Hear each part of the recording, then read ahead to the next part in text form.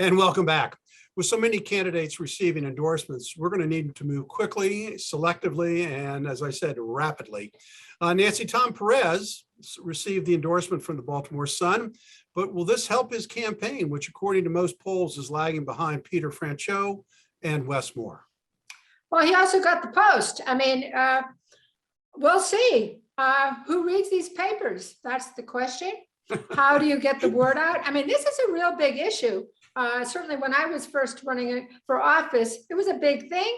I think it's a less of a thing now because people get access to media in a variety of different ways. Well, so it's hard to get that word out. The exit question, Nancy. Sorry. But, yeah. Mark, former Secretary of Labor Kelly Schultz received the endorsement of the Sun and her former boss, Governor Larry Hogan. Now there are reports that the Democratic Congressional Committee just made a $1 million ad buy for her opponent, State Delegate Dan Cox. Which is more important, the Sun's endorsement or money? I hate to say it. I think that this intervention, this has happened in a number of different states, and it's frankly happened with different mixed results. But it's unfortunate when one party essentially decides to jump into another party's primary in an effort to foreclose the choice that people are going to have. And we'll see.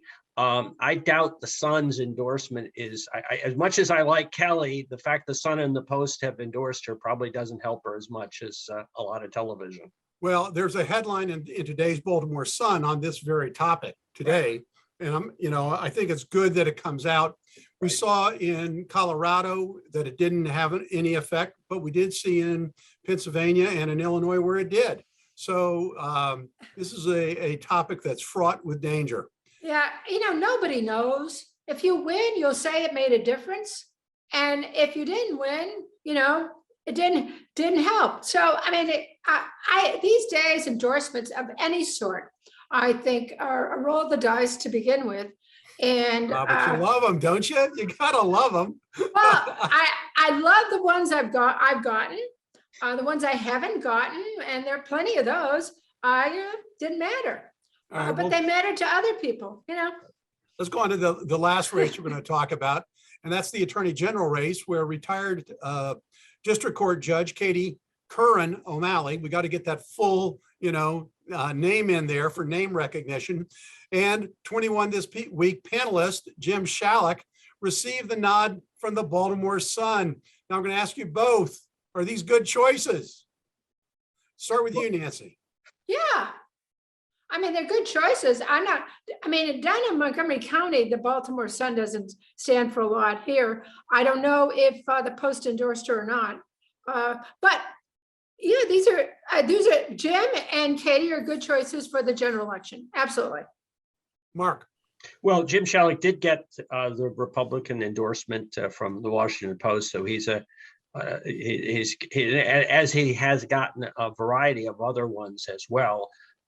So he's probably led the field, at least in terms of endorsements in the Republican primary, and he is absolutely an excellent choice for Attorney General. So we would be fortunate to have him on the ballot in November. His campaign is interesting because he said that his focus, unlike past attorney generals, he's going to create a crime task force division in the Attorney General's office to help prosecute serious crime in Baltimore and in other regions of the state that are undermanned with prosecutors. So his background as a criminal prosecutor in New York really is evident in the campaign that he's running. So exit question for you both, and Nancy blew it at the beginning. So who cares about the Washington Post or the Baltimore Sun issue these endorsements? Because has everybody abandoned print media, or they do have some merit? Real quick, we have 30 seconds each. I heard a disturbing thing yesterday from a person of color who said that for this person, endorsement of the Post for a Black person was not a positive thing, and that it was viewed negatively in the Black community. And I said, really? He said, yes. So I have to say, these things work both ways. Mark. I would certainly agree with that, but and maybe a slightly wonkier response too is I think at the top of the ticket, top races like governor, people tend to make up their own mind because they, pay more attention. When races where people are maybe not as familiar with the candidates and school board, for example, where they it's hard to find out that much information. Endorsements, I think, are that much more influential. Well, we'll have to wrap it up there. Just remember, vote early, vote often, and vote for Aiken. When we come back, party shots.